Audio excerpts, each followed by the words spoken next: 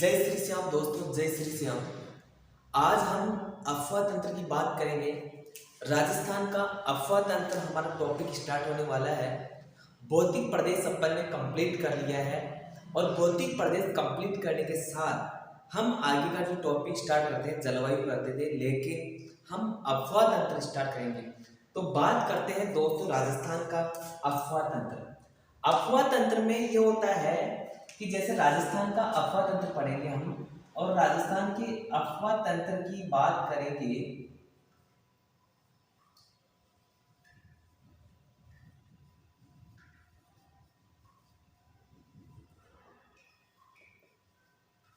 देखो दोस्तों, अफवाह तंत्र की बात करते हैं, राजस्थान की अफवाह तंत्र की बात।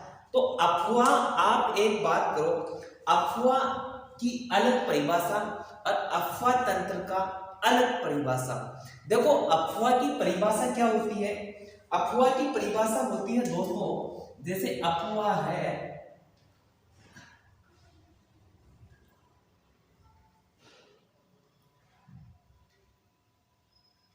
अफवाह, अरे अफवाह फैल गई, अरे वो अफवाह अलग है, वो अफवाह अलग है, ये अफवाह अलग है।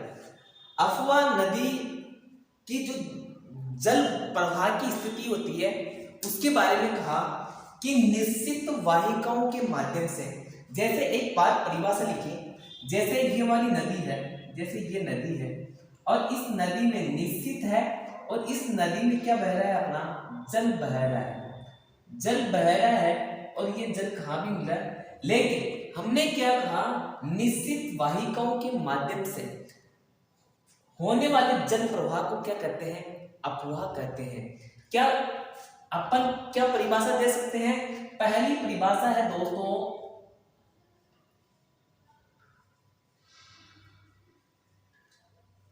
निश्चित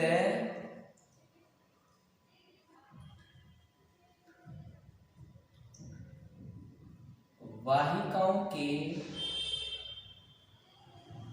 माध्यम से।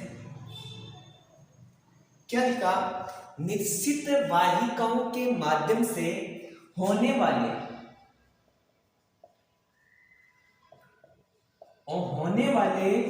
जल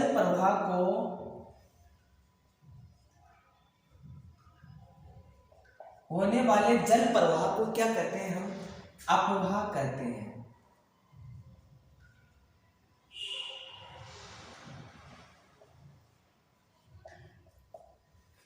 क्या परिभाषा हुई, निश्चित वाहिकाओं के माध्यम से होने वाले जल प्रवाह को हम क्या कहते हैं, अफवाह कहते हैं। और ये अफवाह है, लेकिन इसमें कहीं नदियां आके मिल जाती है। जैसे ये नदियां आके मिल गई, यहाँ ये मिल गई, यहाँ ये मिल गई, यहाँ ये मिल गई, बहुत सी इसमें ये मिल गई, इसमें ये मिल गई, इसमें ये मिल गई। अब एक तरह से ये वाहिका है, इनमें क्या बहता है, जल बहता है। देखो यहां तक तो अपन ने कहा निश्चित वाहिकाओं के माध्यम से होने वाले जल प्रवाह को क्या कहा, अपन ने अफवाह कहा। लेकिन अब बहुत सी नदियां इसमें मिली और ये एक तरह से क्या हो गया, वाहिकाओं का क्या हो गया, जाल हो गया। तो हमारी यहाँ पे परिभाषा चेंज हो जाती है कि परिभाषा चेंज हुई, ये परिभाषा चेंज नहीं हुई, वो केवल अफवाह की है। हमने कहा वाहिकाओं के जाल को क्या कहते हैं, वाहिकाओं के निश्चित वाहिकाएं हैं, और इन वाहिकाओं के जाल को, इन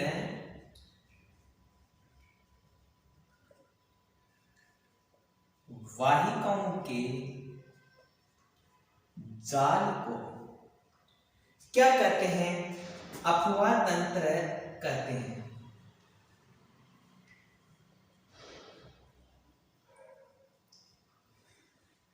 तो दोस्तों बात समझ में आई क्या, अफवाह किसे कहते हैं। अफवाह की परिभाषा है निश्चित वाहिकाओं के माध्यम से होने वाले जल प्रवाह को हम क्या कहते हैं, अफवाह कहते हैं। लेकिन इन वाहिकाओं में अन्य सहायक वाहिकाओं से जो जल आता है, और इसमें कहां तक आता है, क्यों छोटी से छोटी जरूरी नहीं है इसमें भी आ रहा है, इसमें भी मिल रहा है। और इस जाल को, इन वाहिकाओं के जाल को हम क्या कहते हैं? अपवाह तंत्र कहते हैं। तो आपके समझ में आ गया होगा कि अपवाह किसे कहते हैं? निश्चित वाहिकाओं के माध्यम से होने वाले जल प्रवाह को अपवाह कहते हैं। और इन वाहिकाओं के जाल को हम क्या कहते हैं? अपवाह तंत्र कहते हैं। अब इसके बाद में हम बात करते हैं दोस्तों, अपवाह तंत्र की बात हो गई तो क्या परिभाषा लिखी अपन ने? निश्चित वाहिकाओं के माध्यम से होने वाले जल प्रवाह को अपवाह कहते हैं। और इन वाहिकाओं की जाल को क्या कहते हैं? अपवाह तंत्र कहते हैं। अब इस अपवाह तंत्र को प्रभावित करने वाले कारक, प्रभावित कौन से करते हैं कारक? देखो, अपवाह तंत्र को प्रभावित कौन से करते हैं कारक?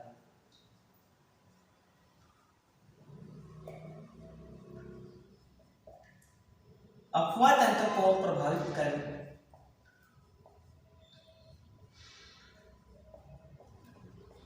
कौन करते हैं? प्रभावित करने का मतलब क्या है कि भाई नदी यहां से निकली और इधर घूम गई, इधर घूमी, इधर घूमी, इधर घूमी, ऐसे घूमी, ऐसे घूमी। नदियां ऐसी तो चलती है। तो पहला टॉपिक क्या होता है दोस्तों? पहली बात होती है हमारे पास में प्रभावित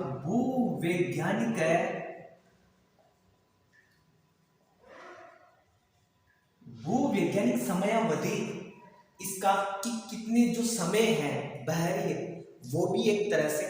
दूसरी बात करते हैं कि चट्टान की संरचना।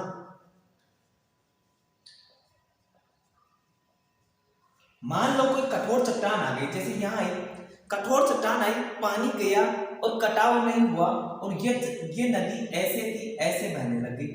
फिर आ गई कठोर चट्टान, फिर आ गई, मतलब जैसे जैसे चट्टानें थी वैसे। क्या बहाव भी प्रभावित करता है क्या? नदी का बहाव, अगर मान लो नदी का बहाव तेज होगा, नदी का बहाव तेज होगा तो अपने आप रास्ता बनाएगी। तो नदी का बहाव होता है तो ये इसको काट के सीधी भी मिल जाती है। ये बाद में हमने गोकुल झील या छाड़न झील वाला बहाव क्या करता है, ये काटते काटते आगे वाला और ये भी मिल जाता है। तो ये हमारे को क्या करते हैं? प्रभावित करते हैं भूवैज्ञानिक समयावधि, चट्टान की संरचना, बहाव, अगर मैदान भी इसमें प्रभावित करते हैं। तो दोस्तों प्रभावित करने वाली बात हो गई हमारे साथ में। अब आगे हम बात करते हैं, अरे अफवाह वो नहीं, साहब फलानी कहाँ गई फलानी, ये अरे वो गांव वाली बातें हैं। अफवाह हमारा नदियों से संबंधित है। और इसके आगे हम बात करते हैं अपवाह तंत्र। अपवाह किसे कहते हैं?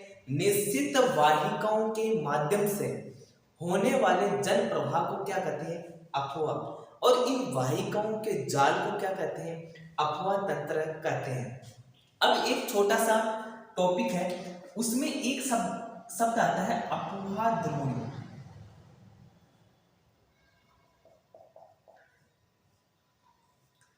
अपवाह द्रोणी की बात करते हैं।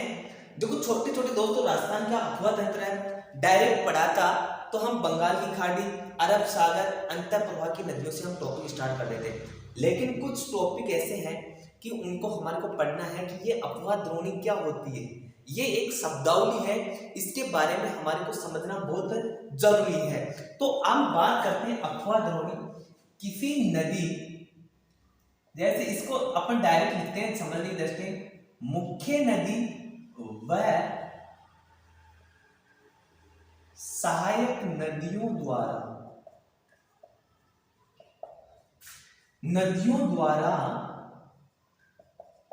द्वारा अपवाहित क्षेत्र,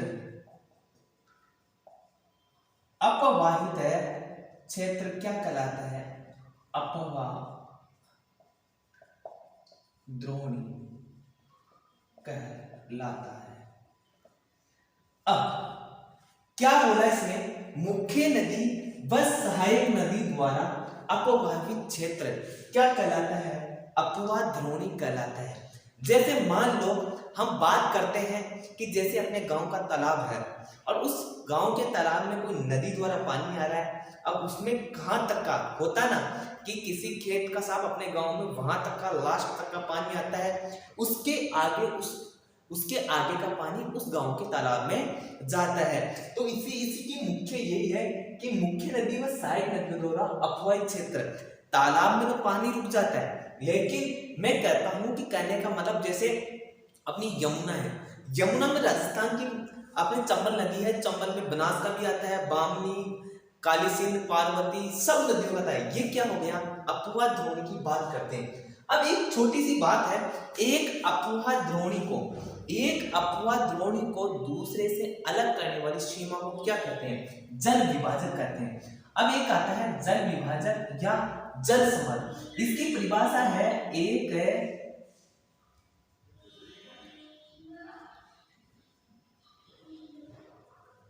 अपवाह द्रोणी को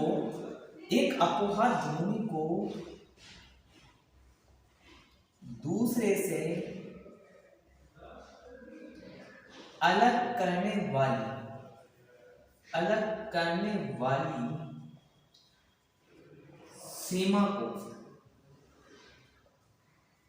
सीमा को एक अपवाह द्रोणी को दूसरे से अलग करने वाली सीमा को हम क्या कहते हैं दोस्तों, जल विभाजक या जल संबर।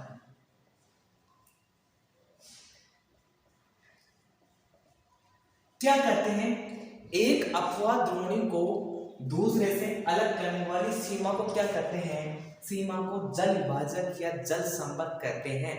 अरे वो सीमा नहीं,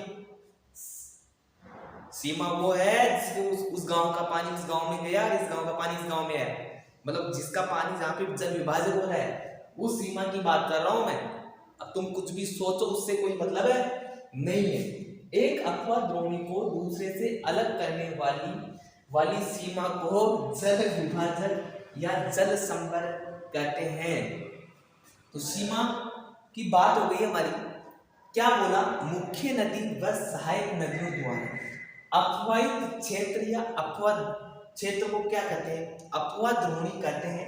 एक अपवाह द्रोणी को दूसरे से मतलब दूसरी अपवाह द्रोणी से अलग करने वाली सीमा को जल विभाजक व जल संवर कहते हैं।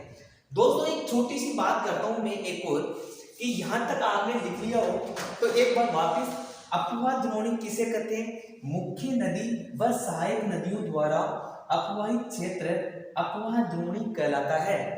एक अपवाह द्रोणी को दूसरे से अलग करने वाली सीमा को जल विभाजक व जल संवर कहते हैं। अब एक बात करते हैं, आपने अच्छे से नाम सुना होगा और उसका नाम है नदी द्रोणी। अपवाह द्रोणी आपने समझ ली और नदी द्रोणी आपको समझना है। नदी द्रोणी क्या करते हैं, नदी द्रोणी की बात करते हैं। और एक हमारे पास में आया था जल संवर।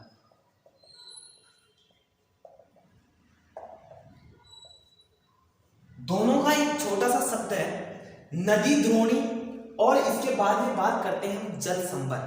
नदी द्रोणी का क्या है, बड़ी नदियों के अपवाहित क्षेत्र को क्या कहते हैं, नदी द्रोणी। छोटी नदी मतलब सहायक नदी व छोटे नालों की अपवाहित क्षेत्र को हम क्या कहते हैं, जल संवर कहते हैं।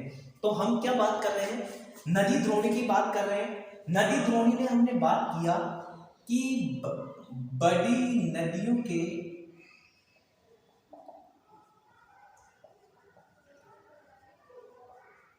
अपवाहित क्षेत्र को क्या कहते हैं, अपवाहित क्षेत्र को क्या कहते हैं, अपने नदी द्रोणी कहते हैं। उसके बाद में हम करते हैं जल संवर। जल संवर की बात करते हैं, सहायक नदी मतलब छोटी नदी हो गई व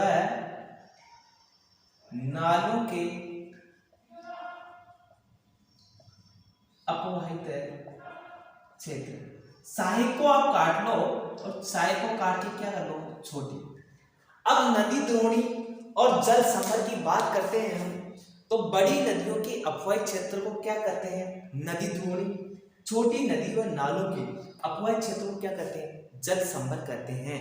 तो दोस्तों कई बार छोटा क्वेश्चन भी हमारे को डायरेक्ट नदियां पढ़ा देते हैं, और नदियां पढ़ने से पहले हम इन जो शब्दावली है मुख्य उनको हम भूल जाते हैं, और उनको भूल जाते हैं तो हम डायरेक्ट ये क्वेश्चन आ जाते हैं, तो हमारे क्या है, ये क्वेश्चन छोड़ जाते हैं कि नदी द्रोणी किसे कहते हैं, अपवाह द्रोणी किसे कहते हैं, जल संभर किसे कहते हैं, अपवाह किसे कहते हैं, अपवाह तंत्र किसे कहते हैं। ये चीजें हमारी यहाँ तक की बात हो गई थी।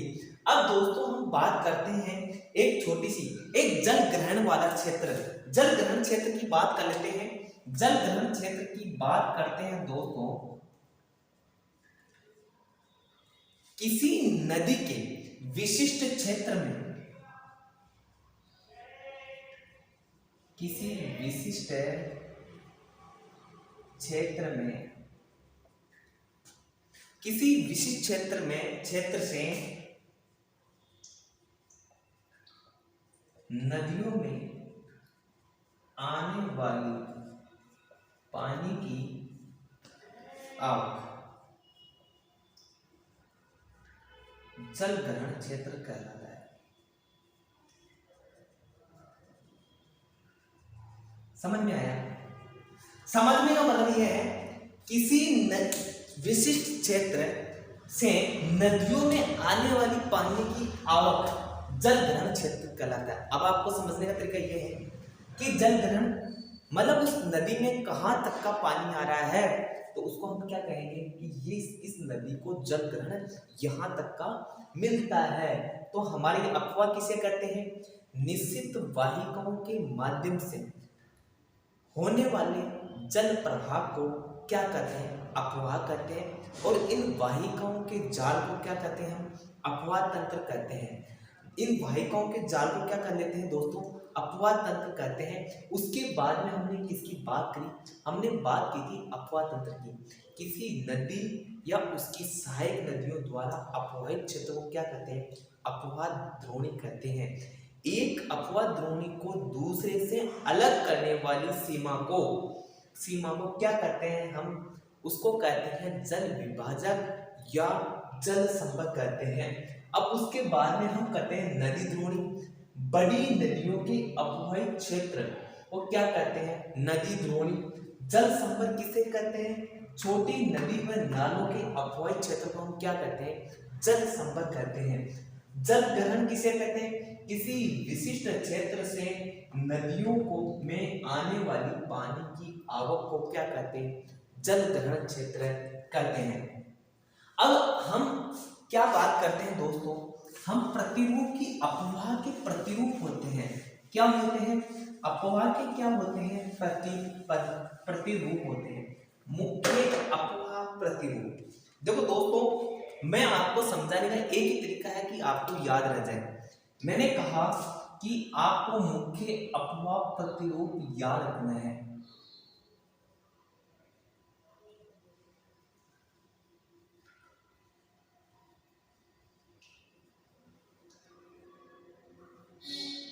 मुख्य अपवाह प्रतिरूप का मतलब क्या होता है, प्रतिरूप वो दिखने में कैसे दिखती है, कि दिखने में कैसे दिखता है उसका अपवाह प्रतिरूप, वही हम बात करते हैं दोस्तों।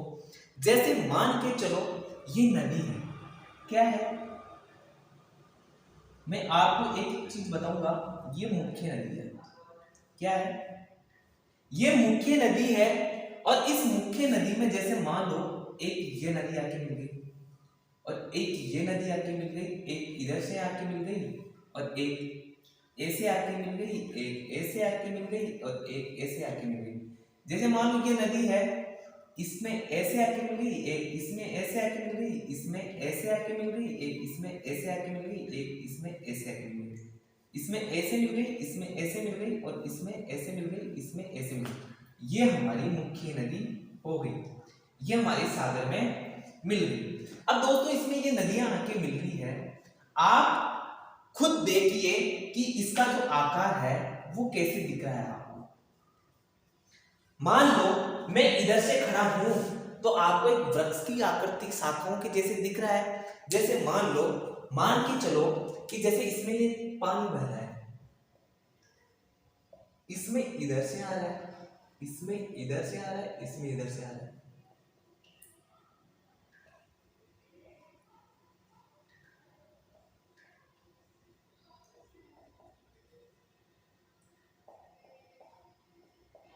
ये नदियां इसमें आके मिल रही है।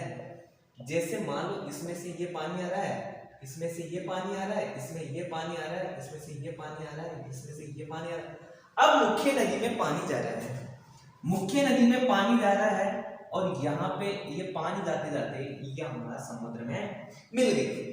दोस्तों मैंने एक डायग्राम बनाया और इस डायग्राम को देख के आप बताओ कि ये प्रतिरूप कैसे लग रहा है।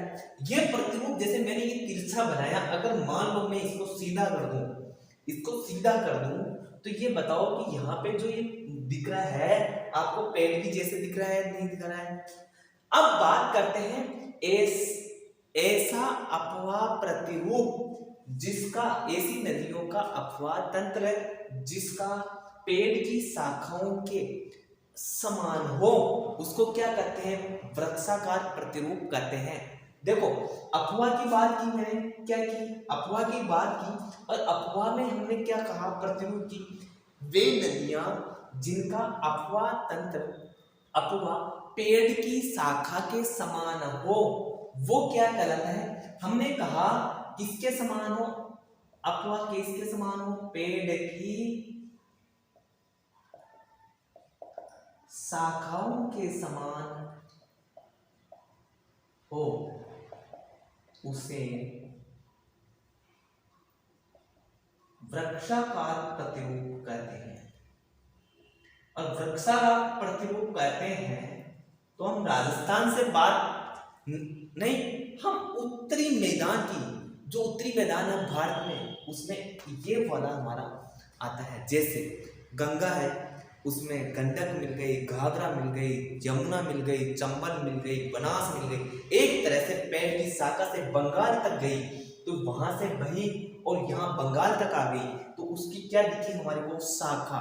तो पेड़ की शाखा के समान प्रतीत हो, जिसका क्या हो, प्रतिरूप, अपवाह, तो वो किसका समान कहलाता है, प्रतिरूप किसके समान, वृक्षाकार प्रतिरूप कहलाता है।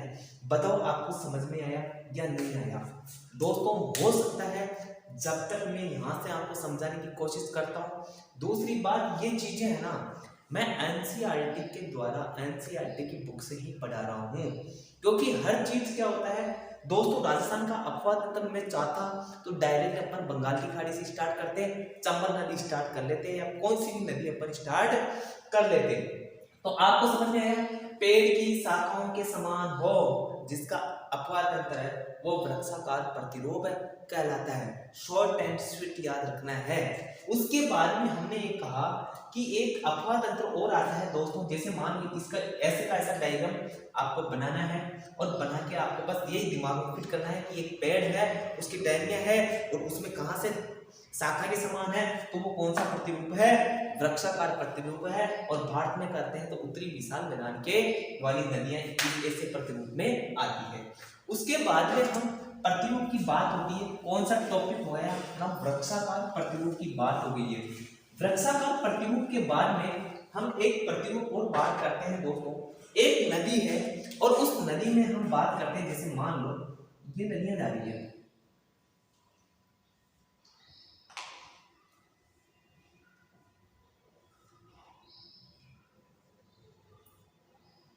ये नदियां हैं, जैसे मान लो ये नदियां हैं और इसके दो नदियां क्या है, समांतर बह रही है, दो नदियां क्या बह रही है, समांतर बह रही है। और समांतर बहने के बाद में हम कह रहे हैं कि दो नदियां क्या है, समांतर बहती है, और समांतर बहती है और इनकी सहायक नदियां क्या करती है दोस्तों, समकोण पे मिलती है।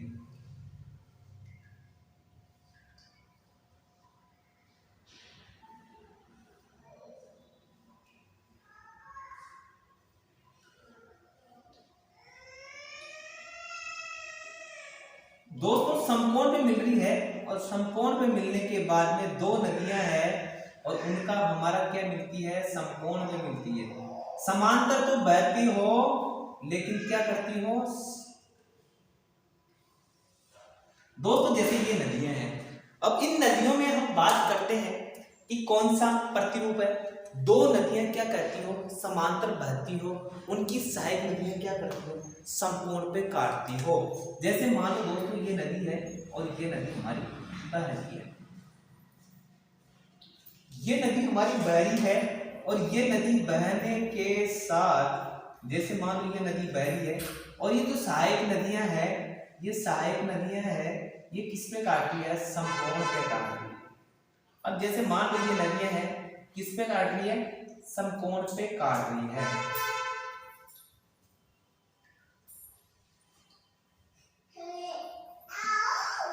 ये समकोण पे काट रही है, ये समकोण पे काट रही है दोस्तों। सहायक नदियां कहां पे काट रही है?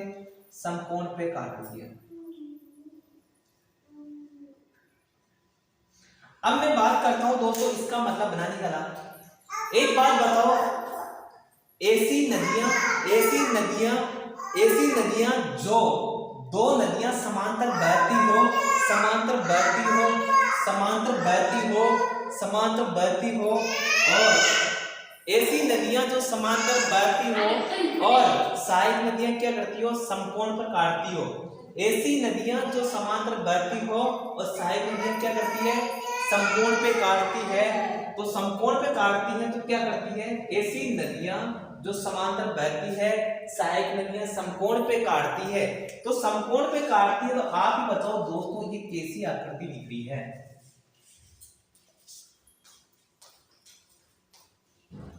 ये आकृति कैसे दिख रही है?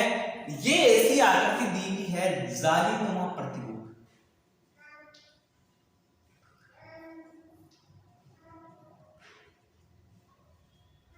अफवाह का कौन सा रूप है? ये जालीनुमा अफवाह प्रतिरूप है। कौन सा है दोस्तों? जालीनुमा अफवाह प्रतिरूप। दोस्तों बात करते हैं कि मुख्य अफवाह प्रतिरूप में दूसरे नंबर का पॉइंट अपना एक वृक्षाकार आ गया था और एक आया जालीनुमा अफवाह प्रतिरूप। दोस्तों एक छोटा सा है और छोटे से में एक यही बता देता हूं आपको, और यहां बताने का ये है कि जैसे मान लो पहाड़ है, एक नदी इसकी यहां निकल गई, एक नदी ऐसे निकल गई, एक नदी ऐसे निकल गई, और इस जैसे ये नदी निकली, ये नदियां निकली यहाँ पे, तो इस अफवाह को क्या कहा अपन ने ये अफवाह हो गया दोस्तों अरिये अफवाह प्रतिरूप। दोस्तों कोई पर्वत है, इसकी परिभाषा क्या है? किसी पर्वत से कोई नदियां निकलकर चारों दिशाओं में बहती है। किसी पर्वत से निकली नदी, दोस्तों किसी पर्वत से क्या निकली? नदी निकली और क्या करती है? चारों दिशाओं में बहती है, चारों दिशाओं में बहती है। तो वो कौन सी नदियां हो गई? अरिये अफवाह प्रतिरूप। अमरकंटक की पहाड़ियां इसका अच्छा उदाहरण है। उदाहरण इसका क्या है? अमरकंटक की पहाड़ियां। और राजस्थान में हम खंडेला की पहाड़ी भी, दो नदियां निकलती है। खंडेला की पहाड़ी भी में पहाड़ियों से दो नदियां निकलती है। एक नदी निकलती है उत्तर की तरफ कांतली और एक नदी निकलती है खंडेला। तो राजस्थान में खंडेला, और हम भारत की बात करते हैं तो भारत में अमरकंटक की पहाड़ियां, अमरकंटक की पहाड़ियों से बात करते हैं। दोस्तों कितने प्रतिरूप हो गए अपने पास में? 3। वृक्षाकार प्रतिरूप, जालीनुमा प्रतिरूप। जालीनुमा आपको समझ में आ गया। अब एक लास्ट में एक छोटा सा डायग्राम है, और डायग्राम है दोस्तों मान लीजिए क्या है? झील है, और इस झील में चारों तरफ से क्या मिल रही है? नदियां मिल रही है। और इस झील में क्या मिलती है? नदियां मिलती है। और नदियां मिलती है तो आप इसको बताओ कि बताओ बाहर से अंदर की तो और तरफ आ रही है, तो हम कर देते हैं इसको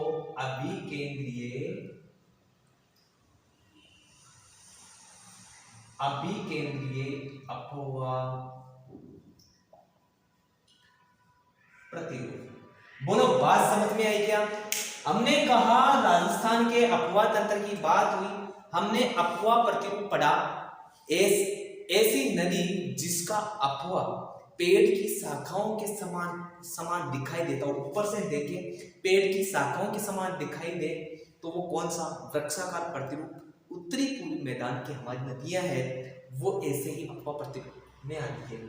दूसरी बात हम करते हैं, एक नदी है दोस्तों ये उसके दो नदियां हैं समांतर बहती है और उनकी जो सहायक नदियां हैं वो किस पे काट रही है, समकोण पे काट रही है। तो ऐसे अपवाह तंत्र को क्या कहते हैं, जालीनुमा अपवाह तंत्र कहते हैं। हमने कहा अरे ये अपवाह प्रतिरूप एक पर्वत है, उसके चारों दिशाओं से क्या निकलती है, नदियां निकलती है, तो ये कौन सा हो गया, अरे ये अपवाह प्रतिरूप। अगर बाद में एक झील है और उसके चारों तरफ सारी नदियां आके गिरती है तो हमारा कौन सा है, अभिकेंद्रीय अपवाह प्रतिरूप। दोस्तों आज हमारा जो अपवाह तंत्र से संबंधित छोटी छोटी बातें थी उसकी बात हुई है। हमने एक बार वापस हम इस चीज पे वापस रिवीजन करके हम कल राजस्थान का अपवाह तंत्र को 3 भागों में विभाजित करेंगे। 3 भागों में विभाजित करेंगे, बंगाल की खाड़ी का अपवाह तंत्र, अरब सागर का अपवाह तंत्र, एक अंतः प्रवाह की नदियां। ये विभाजित करते हुए हम कल पढ़ेंगे बंगाल की खाड़ी की अपवाह तंत्र और उसमें हम पहला लेंगे चंबल नदी। तो दोस्तों आपको वीडियो अच्छा लगे तो आप जरूर शेयर कीजिए और आपका सपोर्ट बना रहेगा। सपोर्ट जिस दिन बना रहेगा कि दोस्तों मैं बोलता हूँ कि कोचिंग में है ना, कहीं भी चल जाओ कोचिंग में डायरेक्ट पढ़ाना स्टार्ट कर देते हैं, 0 लेवल से नहीं पढ़ाते हैं। और नहीं पढ़ाने का चक्कर ये होता है कि आपको पूछ लेता है नदी द्रोणी किसे कहते हैं। नदी द्रोणी है छोटी नदियों का, छोटी नालों का, बड़ी नदियों के। तो ये ऐसे ऑप्शन आ जाते हैं, वहां हम टिक जाते हैं कि यार पेपर कहाँ से आ गए, कोचिंग का पढ़ के चल जाते हैं कोई। इसलिए कोचिंग के साथ में अपने जो ग्रेजुएशन मतलब 6ठी से लेकर 12वीं तक की किताबें हैं, सब्जेक्ट वगैरह छोटी 6ठी से 8वीं या 9वीं 10वीं तक की किताबें हैं वो पढ़ो, और 11वीं 12वीं का जिसका सब्जेक्ट है वो 12वीं में भी पढ़ना चाहिए। दोस्तों हमारा सिलेक्शन लेना ही बड़ी बात है, और सिलेक्शन के साथ में अपनी रुचि को भी और अपनी प्रतिभा को भी पहचानने का अपने को सेंस चाहिए। दोस्तों जिसने अपनी प्रतिभा पहचान ली ना वो कभी भी मतलब पीछे नहीं रहेगा। प्रतिभा पहचानना बहुत जरूरी है कि अपन क्या काम कर सकते हैं। अपन की जो भी तो आज की जो आरटी है वो सृजनात्मक विषय बच्चों को किन्होंने देना चाहिए, वो खोलता है, क्या करता है, कैसे करता है, वो वाली चीजें हैं। तो आज के लिए इतना, धन्यवाद। जय हिंद, जय भारत।